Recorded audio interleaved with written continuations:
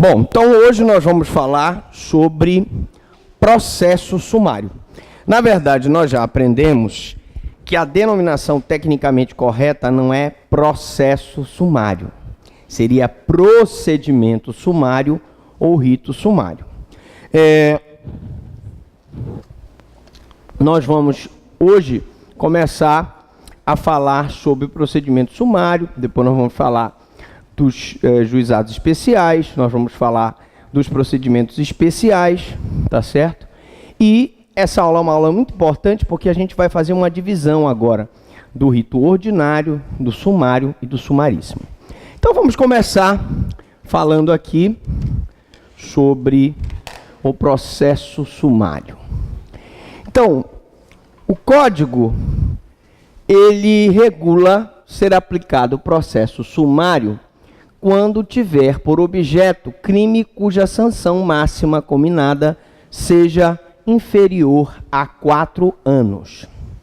Bom, senhores, nós temos uma pequena divisão aqui, que eu queria logo colocar no nosso quadro. Essa divisão é a seguinte, se vocês quiserem anotar, nós vamos dividir aqui os ritos, né? Então eu tenho o rito ordinário, eu tenho o rito sumário e eu tenho o rito sumaríssimo.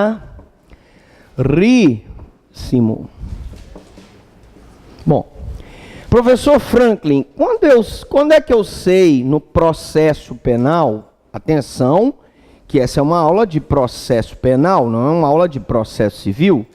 Quando é que eu sei no processo penal que uma ação vai tramitar pelo rito ordinário? Quando é que eu sei que uma ação vai tramitar pelo rito sumário? É simples. O rito ordinário exige que a sanção máxima combinada, então a pena máxima, seja superior a 4 anos. A pena máxima tem que ser superior a 4 anos. O sumário não. A pena máxima tem que ser inferior a 4 anos. E no sumaríssimo, que é o rito do juizado especial, nós já sabemos que ele abrange os crimes de menor potencial ofensivo. Então, eles abrangem as infrações de menor potencial ofensivo. E são aquelas cuja pena máxima, não é superior a 2 anos. E todas as contravenções penais. Então, repetindo aqui, rito ordinário, pena máxima superior a 4 anos. E aqui, por exemplo, eu teria roubo, né? Eu teria latrocínio, né? Extorsão. Já eu tenho o rito sumário, são aqueles que a pena é inferior a 4 anos. São aqueles crimes de menor potencialidade ofensiva, né? Então aqui eu poderia citar, por exemplo, maus tratos.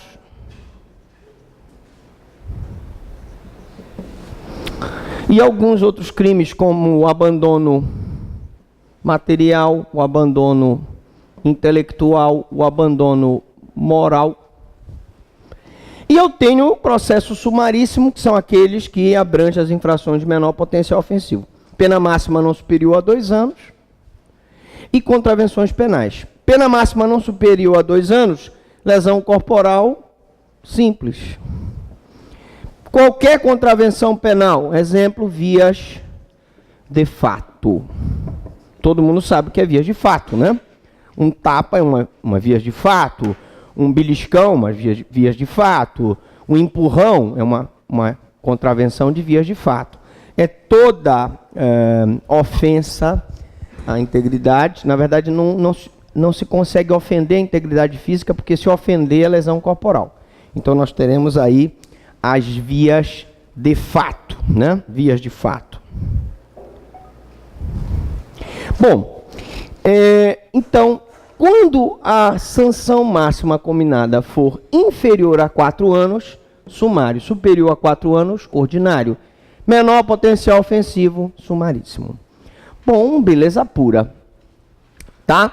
Sendo assim, ele é apenas uma variante do chamado processo ordinário. O sumário, na verdade, ele é um rito comum. Eu poderia dizer que esses ritos aqui são os ritos comuns. Tá? E ele é, o sumário nada mais é do que uma variante do ordinário. Só que o ordinário abrange as penas superiores a 4 e o sumário as penas inferiores a 4 anos de privação de liberdade. Então, senhores, o processo comum ou especial, né, ele tem uma divisão. O processo comum, nós já vimos aqui, rito ordinário, sumário e sumaríssimo. Tá? Os processos especiais são o que nós vamos ver quando nós falarmos sobre crimes falimentares, crimes praticados por funcionários públicos, né? Crimes contra a propriedade intelectual, etc. Tá? Crimes contra a honra, todos esses são ritos especiais. Tá? Então, o procedimento comum será o ordinário, o sumário e o sumaríssimo. Então, procedimento ou rito, procedimento ou rito comum se divide em ordinário, sumário e sumaríssimo. Tá? Então, o rito sumário, o rito ordinário e o sumaríssimo, ou lei dos juizados de pequenas causas, criminal, ele é um rito comum. Um rito comum, não é um rito especial. Então, eu expliquei já, mas vamos só recapitular. Eu tenho um rito ordinário quando tiver por objeto crime cuja sanção máxima combinada for igual ou superior a 4 anos de pena privativa de liberdade. E aí nós citamos aqueles crimes mais de maior gravidade, de ofensividade ao bem jurídico, como o roubo, como o latrocínio, como a extorsão, como o estupro, tá? Veja que eu não estou falando aqui menor potencial ofensivo, tá? Estou falando menor potencialidade ofensiva, porque é uma outra classificação, menor potencial ofensivo, tá? O que eu quero dizer é que aqui é um grau máximo de potencialidade ao bem jurídico. Já se eu tiver um grau médio de potencialidade ao bem jurídico, eu vou ter o sumário, quando tiver por objeto crime cuja sanção máxima combinada seja inferior a 4 anos de pena privativa de liberdade. Então, aí nós teríamos crimes de média potencialidade ao bem jurídico, como eu expliquei, os maus tratos, né? O abandono material, etc. Bom, e o sumaríssimo são aquelas infrações penais de menor potencial ofensivo. E aí eu recapitulo com vocês, eu posso apagar aqui um instantinho? Posso apagar? As infrações penais, elas se dividem em infrações de menor potencial ofensivo, infrações de médio potencial ofensivo, infrações de grave potencial ofensivo e infrações de gravíssimo potencial ofensivo. Só recapitulando, infrações de menor potencial, vou botar só o pezinho aqui, potencial ofensivo, são aquelas cuja pena máxima não é superior a 2 anos. E as contravenções penais, não é isso? Muito bem. Então, menor potencial ofensivo. Médio potencial ofensivo, médio potencial ofensivo, são aqueles crimes cuja pena máxima é superior a 2 anos, mas a pena mínima não é superior a 1 ano. Esses crimes, os de médio potencial ofensivo, cabe a suspensão do processo previsto no artigo 89 da Lei 9.099, Lei dos Juizados Especiais. Eu tenho, numa terceira classificação, os crimes de grave potencial ofensivo. São aqueles em que a pena máxima é superior a 2 anos, a pena mínima é superior a 1 ano, mas eles não são crimes hediondos, não são hediondos, nem assemelhados. E, finalmente, eu tenho uma quarta classificação dos crimes de gravíssimo potencial ofensivo, ou crimes hediondos e assemelhados, né? Que são aqueles previstos no artigo 1º da lei. Qual é a lei dos crimes hediondos? 8.072/90. Crime. Os que estão aqui no artigo 1º da lei de crimes hediondos são os crimes de gravíssimo potencial ofensivo.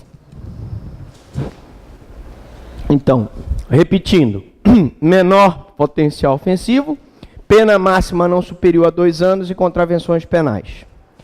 Médio potencial ofensivo, pena máxima superior a 2 anos, mais pena mínima não superior a 1, cabe suspensão do processo. Grave potencial ofensivo, pena máxima é superior a 2, pena mínima é superior a 1, mas ele não é crime hediondo. Gravíssimo potencial ofensivo são todos os crimes hediondos. Bom, feita essa recapitulação, o rito sumaríssimo é aquele que abrange os crimes e as contravenções penais, os crimes de menor potencial ofensivo e as contravenções penais. São aqueles cuja pena máxima não seja superior a 2 anos e também as contravenções penais. Características e súmula 601 do Supremo. Primeiro, o rito sumário é caracterizado pela celeridade, pela rapidez, certo? E para o crime de lesões corporais simples e culposas, o rito previsto é o rito da Lei 9.099/95. Porque você não pode se confundir. O crime de lesão corporal, gente, ele é um crime cuja pena máxima não é superior a 4 anos. Aí o aluno vai logo, opa, não é superior a 4 anos? Então é rito sumário. Aí ele erra. Por quê? Porque ele não avalia que a lesão corporal, a pena máxima não é superior a 2. Logo, ele abrange, na verdade, o rito sumaríssimo. Então, até 2 anos sumaríssimo, até 4 anos inferior a 4 sumário e superior a 4 ordinário. Tranquilo, fácil. Bom, o meu papel aqui, como professor, é tentar facilitar a vida de vocês. Então, a 9.099, que é a Lei dos Juizados Especiais Criminais, prevê que para todos os crimes, eu vou apagar de novo, me desculpem, mas hoje vai ter muita lousa, escreve e apaga, escreve e apaga. Quando eu tenho um delito, uma infração de menor potencial ofensivo, a lei determina que o delegado de polícia vai lavrar o TCO. O TCO é uma espécie de inquérito resumido. Esse TCO vai ser encaminhado para os juizados especiais. E lá nos juizados especiais a lei determina que vai haver uma audiência preliminar. Nessa audiência preliminar, vamos acompanhando aí, nós vamos ter uma tentativa de composição civil. Imaginemos que foram 2 pessoas que se agrediram numa festa. Vai aqui os dois, frente a frente, você e ele. O senhor recebeu um soco desse rapaz aqui, torcedor do Paysandu, né? Ele com raiva, que o time dele não ganha, ele foi lá e te deu um soco. Então, tu vais então e pede uma... Quanto é que vale o soco que ele te deu? R$1.000. Por quê? Porque eu tive que passar benguê, tive que passar andiroba, né, no rosto, né? A cara dele era cara de pau, então ele passou andiroba. Olha só, se houver a composição civil, a parte paga, é lavrado a composição civil. Essa composição civil lavrada no criminal tem força de título executivo no cível. Se ele não pagar os R$1.000, tu podes executar o termo de ajustamento de conduta, o termo circunstanciado de ocorrência, e é marcada uma audiência preliminar para que haja uma tentativa de composição civil aqui no juizado especial. Ok? Então, essa composição civil, lavrada e homologada pelo juiz, tem força de título executivo judicial. Você pode executar no juízo cível os R$1.000, se ele não te pagar no juizado especial. E se não houver a composição civil, nós vamos ter a transação penal. A transação penal é uma espécie de plea guilty e plea bargaining. Primeiro, não seria um plea guilty tecnicamente, porque o plea guilty americano é o reconhecimento da culpa. A proposta de transação penal não implica em reconhecimento da culpa. Certo?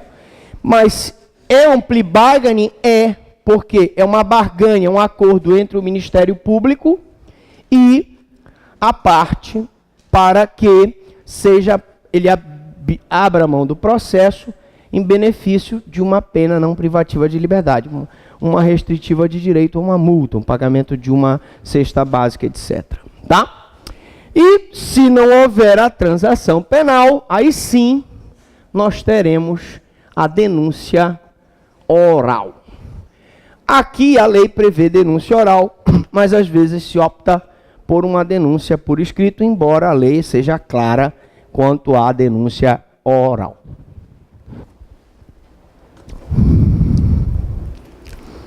Bom, procedimento ex officio. Nós estamos sempre falando sobre esse procedimento ex officio, né? A Constituição de 88 revogou a aplicação da súmula 601 do Supremo, que era o procedimento ex officio, era uma espécie anômala de procedimento que era repudiada pela doutrina. Por que que o procedimento ex officio era repudiado pela doutrina? Porque, senhores, quando eu tinha uma contravenção penal, essa ação penal da contravenção penal, ela era iniciada pelo delegado de polícia e pelo juiz de direito. Com o advento da Constituição de 88, que deu legitimidade exclusiva para o Ministério Público para a propositura da ação penal, acabou-se esse procedimento ex officio. O juiz não pode agir de ofício, o delegado não pode agir de ofício. Quem tem legitimidade para mover a ação penal? O Ministério Público. Então, se retirava do MP a titularidade na oferta da denúncia para que o procedimento fosse instaurado pela polícia, pelo delegado de polícia ou pelo juízo. Como na Constituição de 88 ficaram revogados os dispositivos que permitiam esse procedimento, cabe então sempre à autoridade policial, delegado de polícia. No caso de contravenção penal ou de crime de menor potencial ofensivo, instaurar um TCO e encaminhar ao juizado, onde será feita audiência preliminar, composição civil, tentativa de transação penal, e se não for resolvido, toda essa fase aqui, senhores, é uma fase pré-processual, tá? Pré-processual. Por quê? Ela é uma fase pré-processual porque ainda não existe processo, porque ainda não foi recebida a denúncia. Ok? Alright. Ação penal, então, nas contravenções, nós já vimos, já explicamos, mas não custa nada repetir, que antes da Constituição de 88, a ação penal nas contravenções, embora pública, era iniciada pela autoridade policial e pelo juiz, através do auto de prisão em flagrante, autoridade policial, e o juiz por portaria. O que constituiu uma violação ao princípio da iniciativa das partes. Ora, se a iniciativa da ação penal é do Ministério Público, evidentemente que o Ministério Público, ele tem que mover a ação penal. Hoje em dia, uma ação penal movida por uma parte que não é legitimada, vai haver uma ilegitimidade de parte, já que o Ministério Público, ele é a pessoa legitimada para mover a ação penal. Crimes com procedimento especial. Alguém quer perguntar?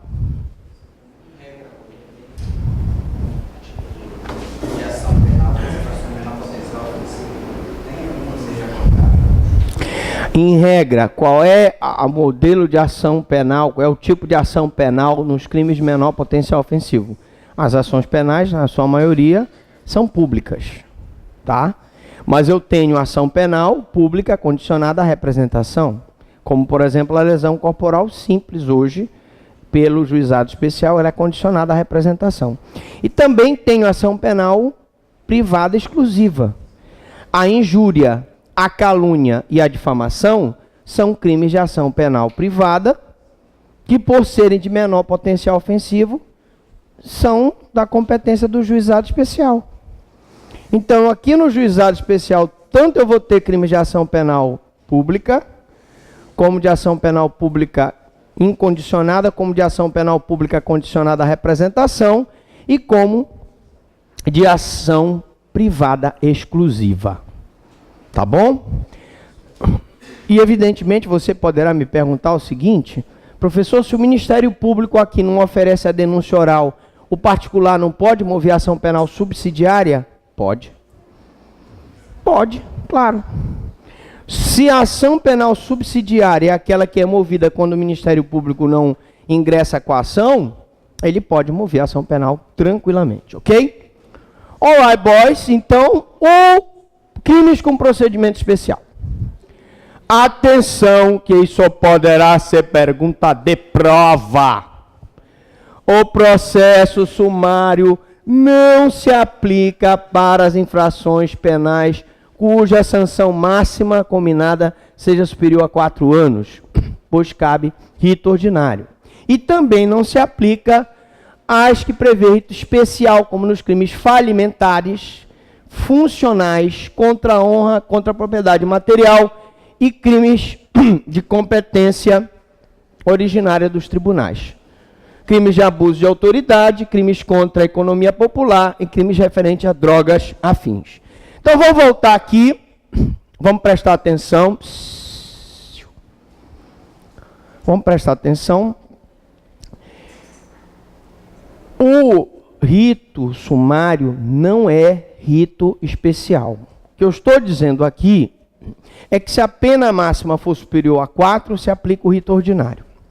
Se a pena máxima for inferior a 4 e superior a 2, rito sumário. Se a pena máxima não for superior a 2, rito sumaríssimo. Mas, então, se ela não se aplica se a pena for superior a 2, pois então cabe rito ordinário, e também não se aplica para os ritos especiais. Quais são os ritos especiais no CPP? São os crimes falimentares, são os crimes funcionais, ou seja, crimes praticados por funcionário público, crimes contra a honra, calúnia, injúria, difamação. A calúnia, a injúria e difamação, o processamento é um rito especial, mas a competência é do juizado especial, porque ele é uma conduta de menor potencial ofensivo. Crimes contra a propriedade imaterial, né? Crimes contra a propriedade imaterial, por exemplo, o direito à marca, né? Direito autoral, propriedade imaterial. Você escreve um livro, você tem direito autoral sobre aquele livro. Você grava um CD, você tem direito autoral sobre o CD. Os crimes contra a propriedade material, eles são crimes de ação penal privada e eles são de rito especial. Crimes da competência originária dos tribunais. Alguém poderia me dizer um crime da competência originária do tribunal? Você, aí atrás. Crimes cometidos por deputados federais, senadores, que a competência originária é do Supremo. Um crime praticado por prefeito, cuja competência originária é do Tribunal de Justiça do Estado, etc. Né? Abuso de autoridade. Qual é o prazo, pergunta de prova, qual o prazo para oferecimento da denúncia no crime de abuso de autoridade? Qual é o prazo para oferecimento da denúncia quando se tratar de crime de abuso de autoridade? Eu já falei aqui, não já? Já falei. Bom, vamos incentivar essa galera. Vou logo no peito e na marra. Um ponto para a prova. Qual é o prazo para o oferecimento da denúncia quando o crime for de abuso de autoridade? Um policial que prende, por exemplo, uma pessoa sem que ela esteja em flagrante delito ou que haja ordem escrita e fundamentada da autoridade judiciária competente. Vai ser um crime de abuso de autoridade. Quanto tempo tem o Ministério Público do recebimento da denúncia para oferecer essa denúncia? Do recebimento do inquérito? 6 meses. Não. Não. Gente, 48 horas. 48 horas. Porque ele é não um rito especial previsto no Código de Processo Penal, tá, gente? O Código de Processo Penal prevê até aqui, ó. Nós vamos falar dos ritos especiais do Código até a propriedade material. A partir dos crimes da competência originária dos tribunais, crimes de abuso de autoridade, crimes contra a economia popular, crimes referentes a drogas afins, e eu poderia citar outros que são procedimentos, são leis extravagantes, né? São procedimentos especiais. Por exemplo, lavagem de dinheiro, crime organizado. Nós vimos a palestra do crime organizado. Estatuto do idoso, estatuto do desarmamento. Todos são procedimentos especiais. A própria lei 8.072/90, que é a lei dos crimes hediondos, ela é um procedimento especial. Tá bom? Beleza pura? Então, continuemos.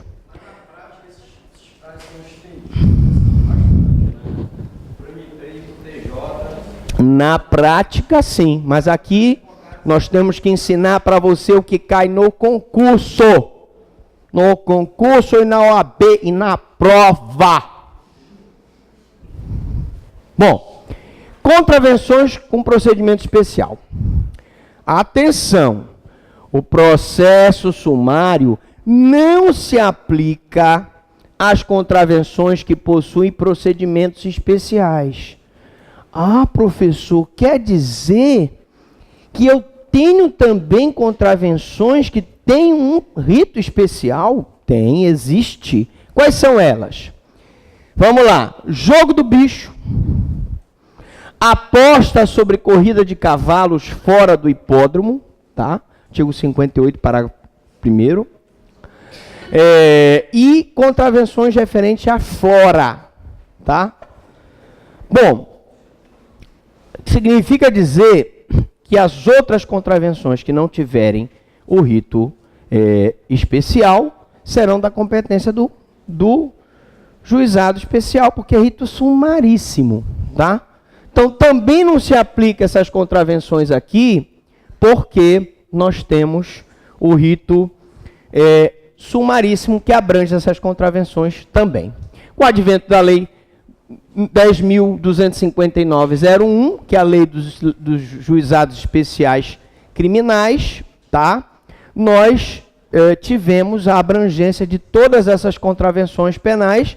O juizado especial federal criminal, ele abrangeu, então, todas essas contravenções, que tenham rito especial ou não, E todas, então, passaram a constituir infrações de menor potencial ofensivo da competência do juizado especial. Então, hoje, gente, mesmo que a contravenção penal tenha rito especial, ela será da competência do juizado especial. Ela não é da competência do sumário, primeiro, pelo primeiro motivo, porque tinha rito especial. E pelo segundo motivo, com o advento posterior da lei dos juizados especiais